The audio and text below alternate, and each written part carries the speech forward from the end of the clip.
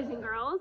I'm Miss Stanton, and today I'm going to be reading you Goldilocks and the Three Bears, told by James Marshall. Once there was a little girl called Goldilocks. "What a sweet child," said someone new in town. "That's what you think," said a neighbor. One morning, Goldilocks' mother sent her to buy muffins in the next village. "You must promise not to take the shortcut through the forest," she said. "I've heard that bears live there." "I promise," said Goldilocks. But to tell the truth, Goldilocks was one of those naughty little girls who do exactly as they please. And there she is in the forest, and there's signs that say, "Shortcut, danger, very risky, not a good idea, go the other way, turn back." Meanwhile, in a clearing deeper inside the forest, in a charming house all their own, a family of brown bears was sitting down to breakfast. "Patooey!" cried big old Papa Bear. "This porridge is scalding. I've burned my tongue." "I'm dying!" cried Baby Bear.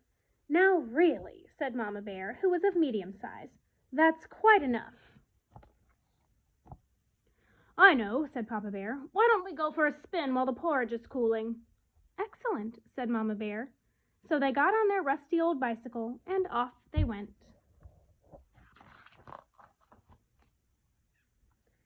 A few minutes later, Goldilocks arrived at the bear's house. She walked right in without even bothering to knock. On the dining room table were 3 inviting bowls of porridge. "I don't mind if I do," said Goldilocks, helping herself to the biggest bowl. But the porridge in the biggest bowl was much too hot.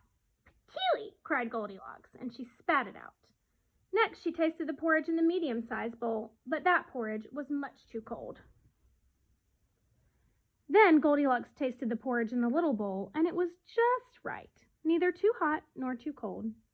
In fact, she liked it so much that she gobbled it all up. Feeling full and satisfied, Goldilocks thought it would be great fun to have a look around. Right away, she noticed a lot of coarse brown fur everywhere. "They must have kitties," she said. In the parlor, there were 3 chairs. "I don't mind if I do," she said, climbing into the biggest chair. But the biggest chair was much too hard, and she just couldn't get comfortable. Next, she sat in the medium-sized chair, but that chair was much too soft, and she thought she might never get out of it. Then Goldilocks sat in the little chair, and that chair was just right, neither too hard nor too soft. In fact, she liked it so much that she rocked and rocked until the chair fell completely to pieces. Now, all that rocking left Goldilocks quite tuckered out. "I could take a snooze," she said. So she went to look for a comfy place to nap. Upstairs there were 3 beds. "I don't mind if I do," said Goldilocks, and she got into the biggest one, but the head of the biggest bed was much too high.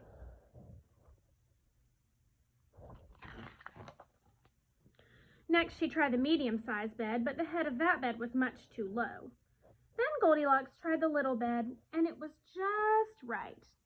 Soon she was all nice and cozy and sound asleep. She did not hear the bears come home. The 3 bears were mighty hungry, but when they went in for breakfast, they could scarcely believe their eyes. "Someone has been eating my porridge," said Papa Bear. "Someone has been eating my porridge," said Mama Bear. "Somebody has been eating my porridge," said Baby Bear, "and eaten it all up." In the parlor, the 3 bears were in for another little surprise. "Somebody has been sitting in my chair," said Papa Bear. "Somebody has been sitting in my chair," said Mama Bear. "Somebody has been sitting in my chair," said Baby Bear, "and broken it to smithereens." The 3 bears went upstairs on tiptoe, not knowing what they would discover. At first everything seemed fine, but then Papa Bear lay down on his big brass bed. "Somebody has been lying in my bed," he cried. and he was not amused. "Egads!" cried Mama Bear. "Somebody has been lying in my bed." "Look!" cried Baby Bear. "Somebody has been lying in my bed, and she's still there."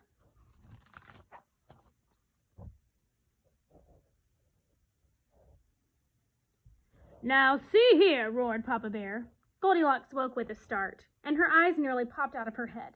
But before the bears could demand a proper explanation, Goldilocks was out of bed, out the window, and on her way home. "Who was that little girl?" asked Baby Bear. "I have no idea," said Mama Bear, "but I hope we never see her again." And they never did. The end. Thank you for reading with me.